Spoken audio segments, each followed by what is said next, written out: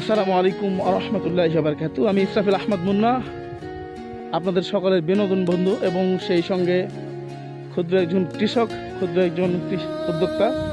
সম্মানিত ভিউয়ার্স, আমি 38 বগুড়া 3 সংসদীয় আসন দুপচাচি আদমদিঘির কথা বলছি। আপনারা সকলেই দেখতে পাচ্ছেন আমাদের সংসদীয় আসনের যে চারণভূমিগুলো আছে বা যে ল্যান্ড যে ভূমিগুলো আছে, ফসলি জমিগুলা সম্পূর্ণ আলহামদুলিল্লাহ আবাদিযোগ্য জমি। আমার পাশে দেখতে পাচ্ছেন সরিষা ক্ষেত।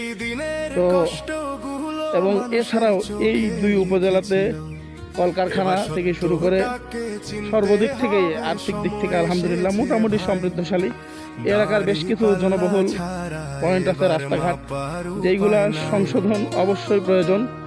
তো আসন্ন ত্রয়োদশ জাতীয় নির্বাচনকে উপলক্ষ করে আমি সকলের উদ্দেশ্যে বলতে চাই, গণভোটে আমরা প্রত্যেকেই সংবিধান পরিবর্তনের লক্ষ্যে অবশ্যই গণভোটকে হাঁ দিব।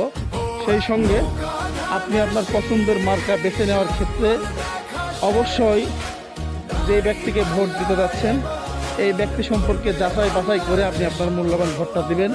কেননা আমরা আর আগের মতো প্রতারিত হতে চাই না। আমরা আমাদের মূল্যবান ভোট একজন দেশপ্রেমিক, সৎ, যোগ্য এবং যোগ্য শাসককে দিতে চাই, যিনি দায়িত্ব পাওয়ার পরে শাসক হিসাবে নয়, বরং আমাদের জন্য সেবক হিসাবে কাজ করবে। সম্মানিত ভিউয়ার্স, এই আশাবাদ ব্যক্ত রেখে আমি আপনাদের কাছে বিদায় নিচ্ছি। আসসালামু আলাইকুম ওয়া রাহমাতুল্লাহ।